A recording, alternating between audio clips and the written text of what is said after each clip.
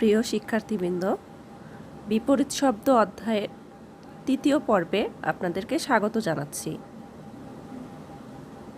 চলুন ক্লাসে চলে যাই।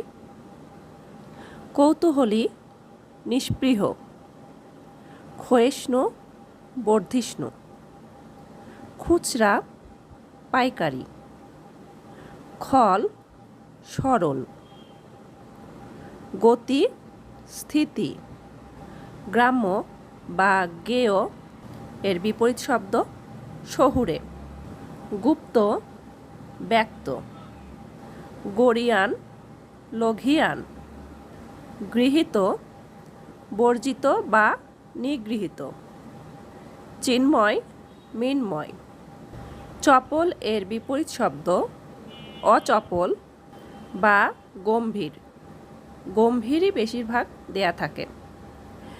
ছোকরা, বুড়া, জনাকীর্ণ, জনশূন্য, জাগরিত, সুপ্ত বা নিদ্রিত, ঝানু, অপক্ক, ঝাপসা, পরিষ্কার, টগবগে, মেদা, তিরস্কার, পুরস্কার, তেজি, নিস্তেজ, তুষ্ট, রুষ্ট, তীব্র, লঘু, ত্যায্য, গ্রাহ্য, দুলোক, ভুলোক, দুর্যোগ, সুযোগ, দুর্জন, সুজন, ধবল, কৃষ্ণ, নিগৃহ, দয়া, নিষিদ্ধ, প্রসিদ্ধ বা আইনসম্মত, কদাচিৎ, সর্বদা বা হরদম, ক্ষীয়মান, বর্ধমান।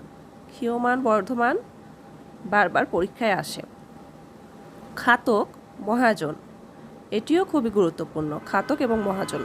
গৃহী, সন্ন্যাসী, এটিও গুরুত্বপূর্ণ। গরল, অমৃত, গুরু, লঘু বা শিষ্য, গরিষ্ঠ, লঘিষ্ঠ, গোপনীয়, প্রকাশ্য, চড়াই, উতরাই, চিরায়ত, সাময়িক। চক্ষুষ্মান বা চক্ষুষ্মান এর বিপরীত শব্দ অন্ধ বা অন্ধ এর বিপরীত শব্দ চক্ষুষ্মান। জলচর, স্থলচর, জঙ্গম, স্থাবর। জঙ্গম, স্থাবর, এটিও খুবই গুরুত্বপূর্ণ। জ্ঞানী, মূর্খ, ঝঞ্ঝাট, নির্ঝঞ্ঝাট, টাটকা, বাসি, টিলা, খন্দ, তাপ, শৈত্য, তামসিক, রাজসিক, তিমির, আলোক, নালায়েক, তুখর বা লায়েক, দাতা, কৃপণ বা গ্রহিতা, দৃঢ়, শিথিল, দুঃশীল, সুশীল, নিন্দিত, নন্দিত, নিমিলিত, উন্মিলিত, নৈসর্গিক, অনৈসর্গিক বা কৃত্রিম। ধন্যবাদ। আজকের ক্লাস এখানেই শেষ হচ্ছে। সবাইকে বিদ্যালয়ের সাথে থাকার অনুরোধ রইল।